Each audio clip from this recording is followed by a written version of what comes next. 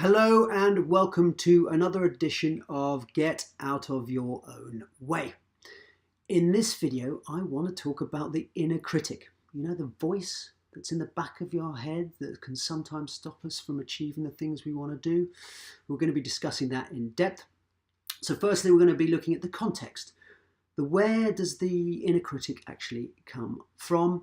And then we'll be moving on to look at the fixes. So firstly, the quick fix, you know, when you're in that pressurized situation where the self-doubt starts to creep in and the voice starts up in the back of the head trying to stop you from doing whatever it is you're trying to do.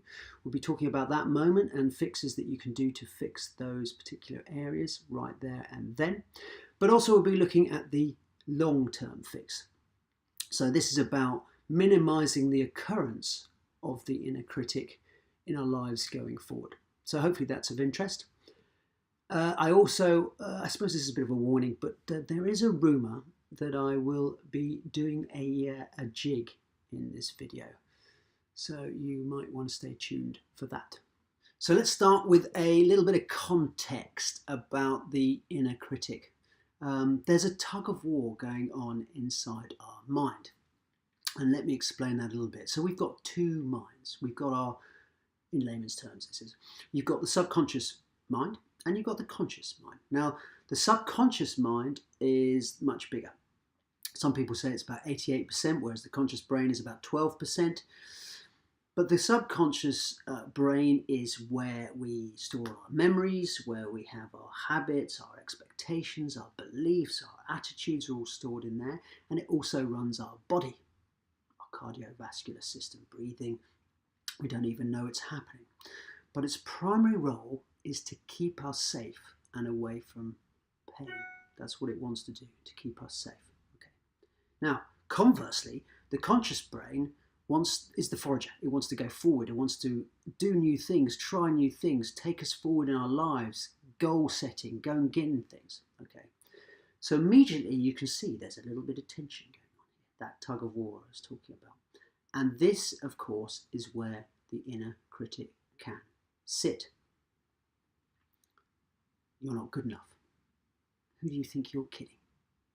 You're not clever. Just give up. No one will know. You're so unattractive. You'll fail and look stupid. You look like an idiot. Sound familiar?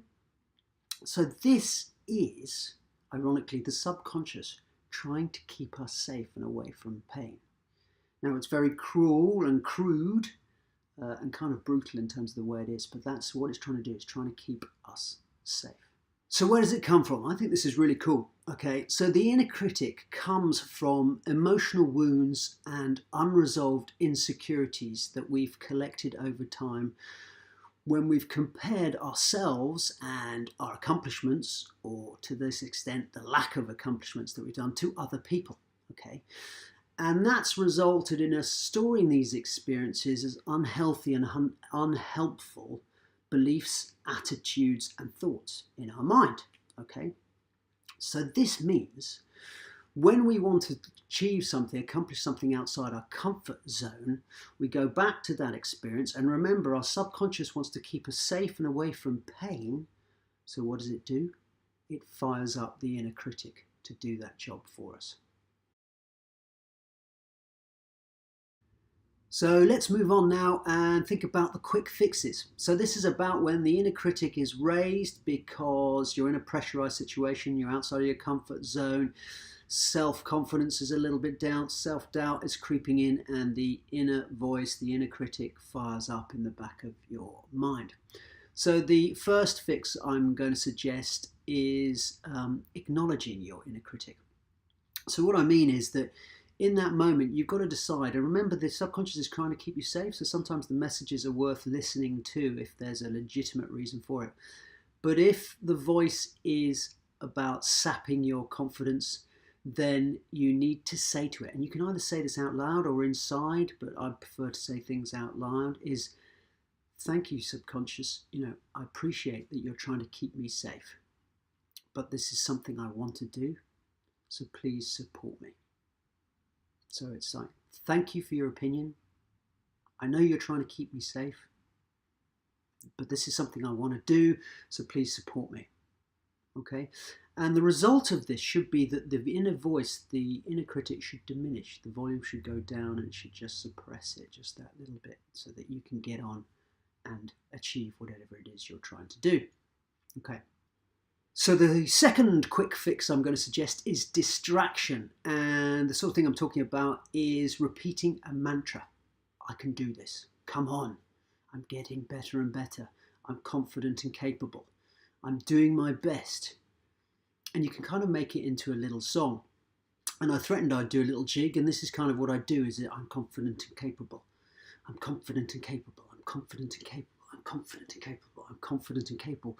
And you really start to live into the phrase so that it actually becomes part of you, and you start to embody it and become it. And of course, that's suppressing the inner critic, so it has no voice at all, so you're just over the top of it. One good example, I use this particular method when I go running. When I'm out of my comfort zone, when I'm really pushing myself, the inner critic usually fires up, and I start this come on, come on, come on, you can do this, you can do this, you can do this, you can do this. And obviously if I'm outside, I can say it out loud and I can power along, but I say it out loud and I really G myself up, and I get the serotonin and adrenaline going so that I can push myself through. But obviously, if I'm on it, I do it on. If I'm on a treadmill next to somebody, I sort of do it under my breath. Occasionally, I do let it come out just because I'm exasperated and need that little bit of energy to get me through. But it's a really powerful technique, which I endorse and suggest you give it a go. The third quick fix I'm suggesting is to actually go against its advice. So this is going against the inner critic's voice. And this is about turning the negative advice that you're being given into motivation to succeed. In other words, doing exactly the opposite of what your inner critic is trying to tell you to do. So I'm sure many of you can remember people or experiences potentially of people trying to pull you down for their own insecurities. For whatever reason, they're trying to pull you down to their level or whatever it is. Naysayers and, you know, things like you're rubbish at that. You're stupid, you've got no chance, you'll never amount to anything. People who have done that to you. And in that moment, you've got a chance to either agree with what they're saying or disagree. And if you agree, essentially what you're doing is endorsing and embedding an unhealthy and limiting belief into your mind that obviously you'll replay, and this is where your inner critic is coming from. Or in that moment, you've been one of these people who've said, you're wrong, I disagree with what you're saying, and I'll show you what I'm going to do.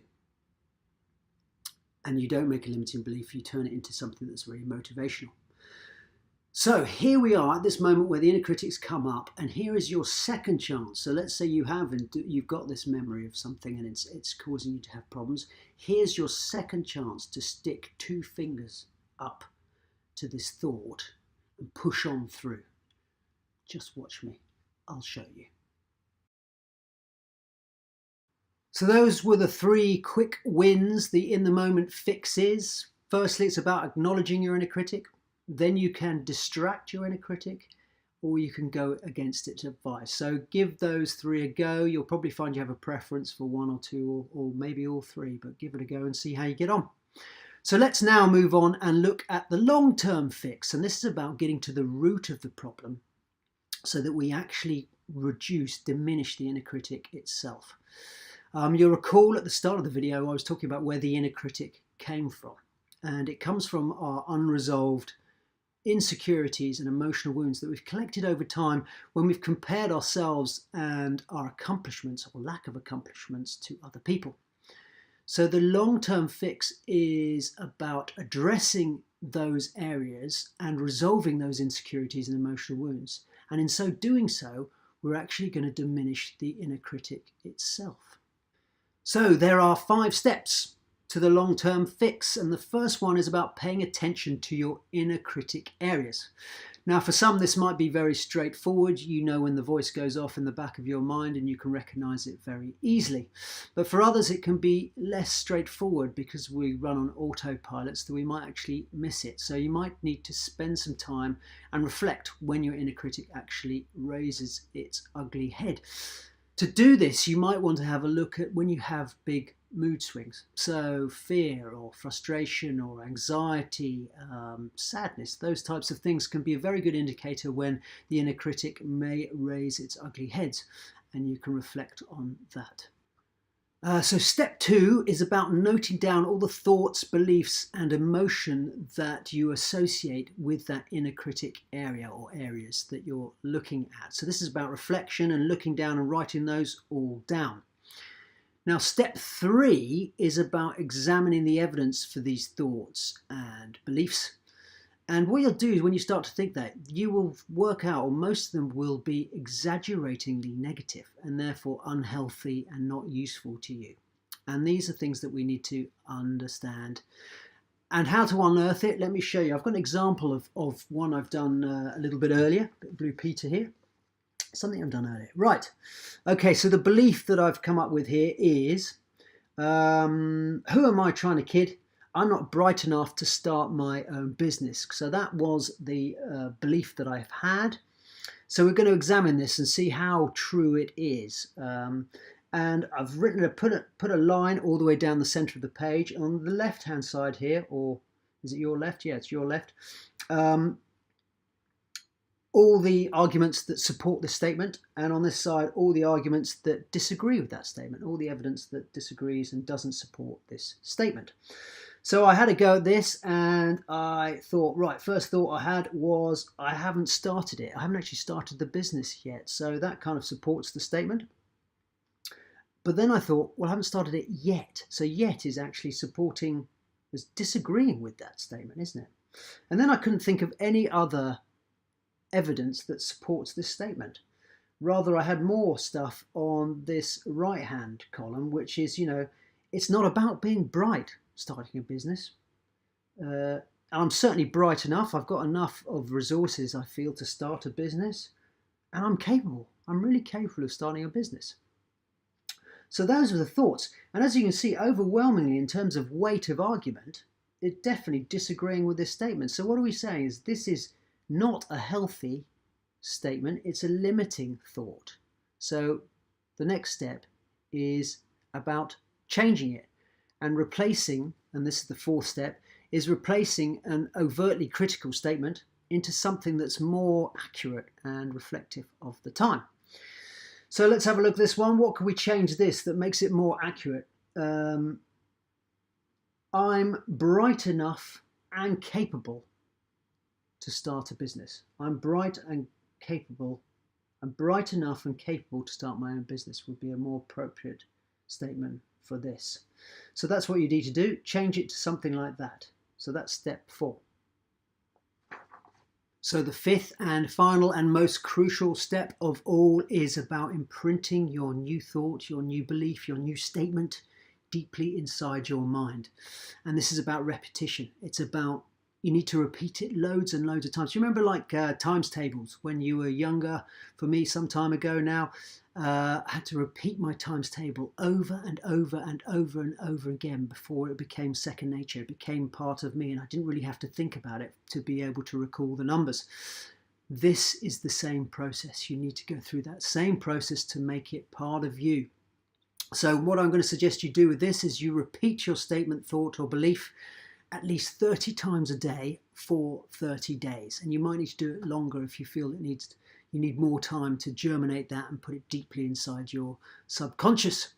But if you do these 5 steps, I guarantee that you're going to break down those insecurities and heal those wounds, and therefore extinguish your inner critic going forward. So, end of the video now. We've, beginning at the start, we started about talking about where the inner critic came from. We then moved on to the 3 quick fixes, in the moment fixes that you can do when the inner critic is grabbing hold of you, and so you can grab control and take back control.